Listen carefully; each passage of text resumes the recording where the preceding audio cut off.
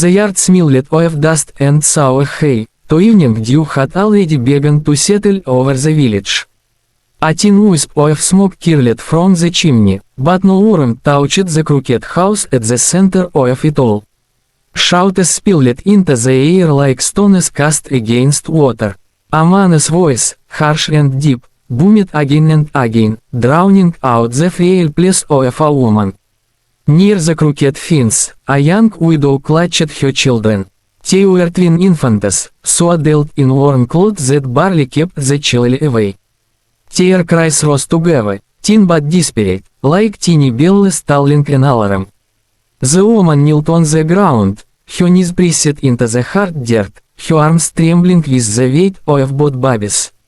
Her face, pale and bruised, tilted up toward the man towering above her. The man, her late husband's father, was grey-haired but still broad in the shoulders, his skin tanned by years of field work. His eyes burned with fury, yet behind them lurked something colder, a conviction that he was right. In his closed fist he gripped a cracked leather belt, the tool he had once used to drive horses but now wielded against his own kin. "You shame this house," he roared, spittle flying. "Twins, a curse, misfortune born from your womb, too is over." The widow shook her head frantically, but her voice was lost in the cries of the infants. As she whispered a prayer, rocking them against her chest, hoping her plea might pierce through the old man's rush. But he only raised the belt higher, muscles out, ready to strike. That was the moment another figure appeared at the gate. A shepherd, lean but strong, paused with his hand resting lightly on the latch. His clothes were simple, a rough woolen coat patched in many places, boots dusted with soil from the pastures. A crooked staff leaned against his shoulder. Two dogs padded silently at his heels, their ears pricked, their bodies tense with instinctive unease. The man's face was wetted by sun and wind, yet his eyes were calm, steady, and quietly fierce. He had seen beatings before. In villages like this, where gossip traveled faster than the wind, people often looked away. But this scene stopped him. He did not move at first, he listened. He saw. He measured the distance between the widow and the raised belt, between cruelty and helplessness. The baby's cries twisted something inside him. The shepherd stepped forward. The gate creaked as it swung wide, startling the old man. The widow lifted her head in sudden hope, though her lips still trembled with fear. The dogs padded closer, one growling low in its throat, teeth flashing white in the dim light. The shepherd did not rush. He walked with the quiet certainty of one who knows he belongs wherever he chooses to stand. The old man's arm froze mid-air, the belt hanging awkwardly. "What business is this of yours?" The old man barked, but his voice carried less thunder now, more bluster than power. The shepherd's gaze fixed on him, unblinking. His lips parted, and his voice was low, firm, and deliberate. "You will not touch her again," he said. The silence that followed was heavier than the shout that had come before. Even the baby's cries seemed to falter, as to the world itself leaned in to hear what would come next. The widow looked from one man to the other, her blood caught, her eyes wide. As she clutched her children tighter, every heartbeat pounding like a drum inside her chest. The old man sneered, trying to gather back the authority that had slipped from him. "As she belongs to this house, and I dictate what curse it must bear." His hand twitched on the belt. The shepherd stepped closer still, closing the distance. The dogs flanked him, their eyes locked on the old man, muscles taut with readiness.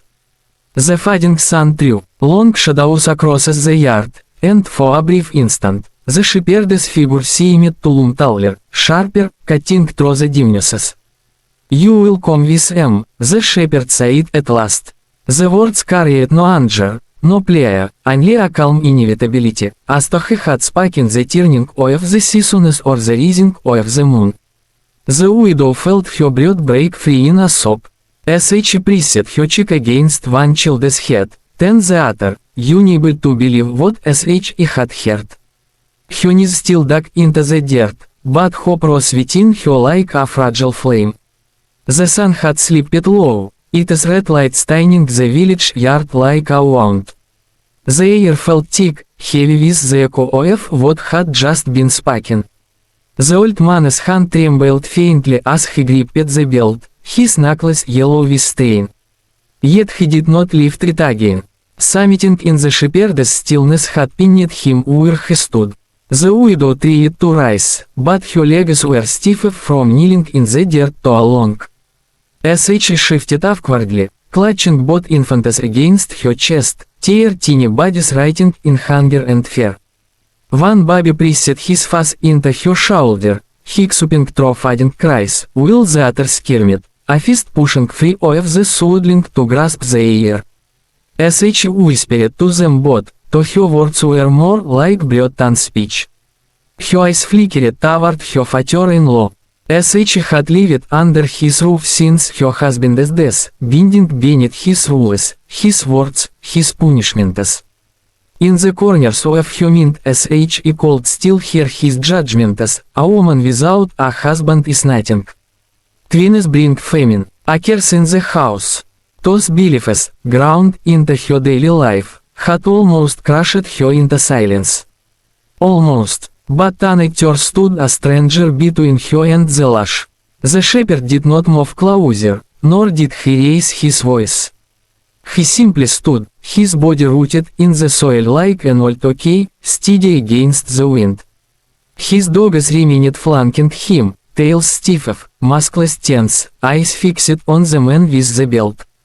One let out a low growl that rumbled through the air like distant thunder. The old man barked a law that cracked with false confidence. You think yourself a savior. You, a man who sleeps among sheep, stinking of the fields. What right have you to take what is mine? The shepherd's eyes flickered briefly to the widow and her children before returning to the old man. He did not waver. What you call yours is what you would destroy. That is not right at all. The words hit harder than any shout. The old man's sneer faltered, his jaw clenched tight, his chest heaving. For a heartbeat, he seemed smaller, as if ash had suddenly wrapped itself around him. His eyes darted from the shepherd's still form to the widow, then down to the swaddled twins. The widow flinched when his gaze touched her, expecting another eruption of rage. Her arms tightened around her babies until her shoulders ached. She wished she could vanish into the earth with them. But when she looked past him, she caught sight of the shepherd again.